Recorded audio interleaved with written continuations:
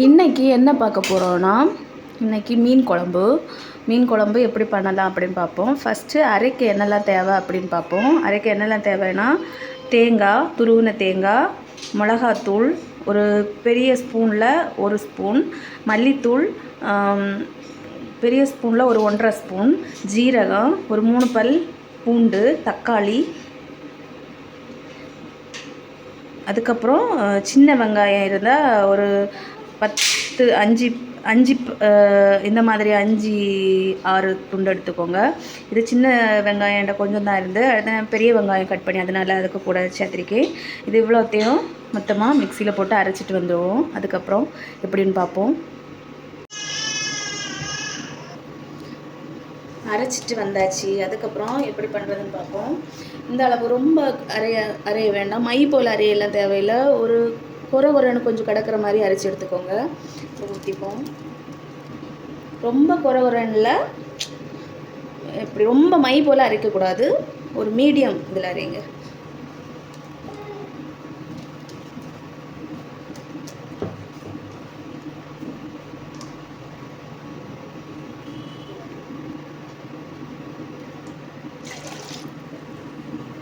தேவையான அளவு தண்ணி ஊற்றிக்கோங்க. நம்ம புளி கரையை வச்சுருந்தோம். ஃபஸ்ட்டே புளிப்பு ரொம்ப அதிகமாக உள்ள புளினா எலுமிச்சை அளவு எடுத்துக்கோங்க. இல்லைன்னா ஒரு கைப்பிடி அளவு புளி எடுத்து ஊற வச்சுக்கோங்க. இந்த மாதிரி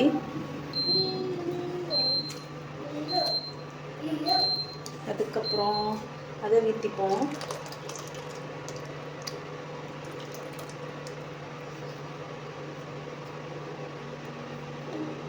புளியை ஊற்றிட்டு அதுக்கப்புறம் தேவையான அளவு சால்ட்டு போட்டுக்கோங்க.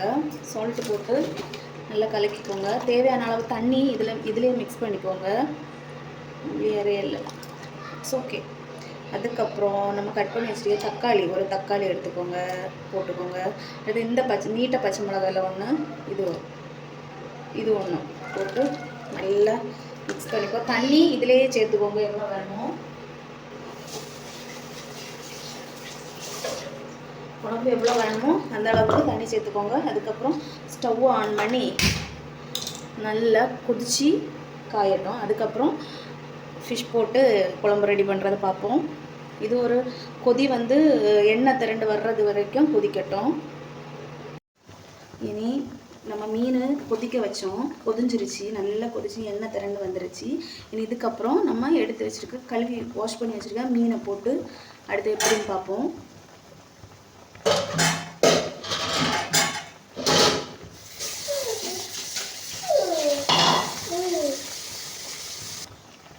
என்னெல்லாம் மீனுன்னு பார்த்தீங்கன்னா, சாலை மீனும் குளிச்சாலை மீனும், இது ரொம்ப டேஸ்ட்டாக இருக்கும்.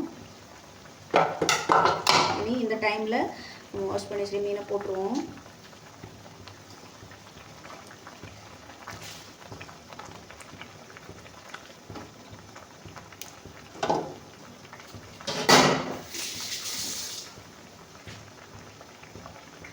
ஒரு 5 minutes போதும், அதுக்குள்ளேயே வெந்துடும் மீன்.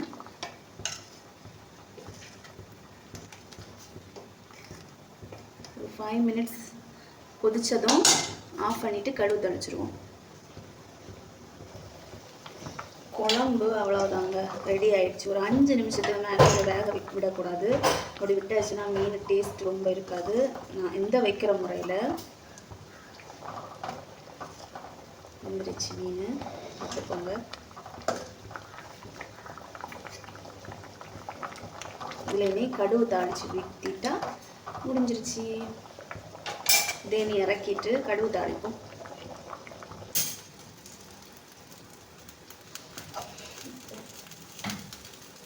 கடுகு தாளிக்க ஃபஸ்ட்டு சட்டி வச்சுட்டு எண்ணெய் ஊற்றிப்போம்.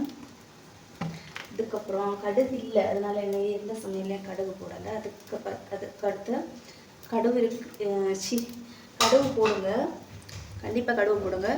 அதுக்கப்புறம் சின்னதாக கட் பண்ண வெங்காயம், ஃப்ரெஷ்ஷாக கறிவேப்பிலை போட்டுக்கோங்க. ஃப்ரெஷ்ஷாக கறிவேப்பிலை இருக்கிறனால கடுகுல கறியும் கொஞ்சம் மணமாக தான் இருக்கும். அது கொஞ்சமாக பொரிஞ்சதும் ஃப்ரெஷ்ஷாக எடுத்து வச்சுட்டு கறியை போட்டுக்கோங்க.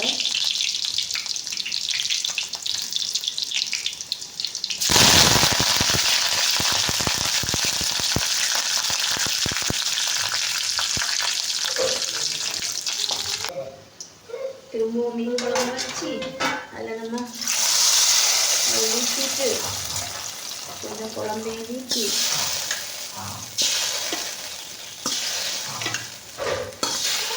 இந்த மாதிரி மீன் குழம்பு வீட்டில் பண்ணி பாருங்கள். சூப்பராக ஈஸி அண்ட் டேஸ்டி. வீட்டில் கண்டிப்பாக ட்ரை பண்ணி பாருங்கள். டேஸ்டியாக சாதத்தை கூட வச்சு சாப்பிட்டா சூப்பராக இருக்கும்.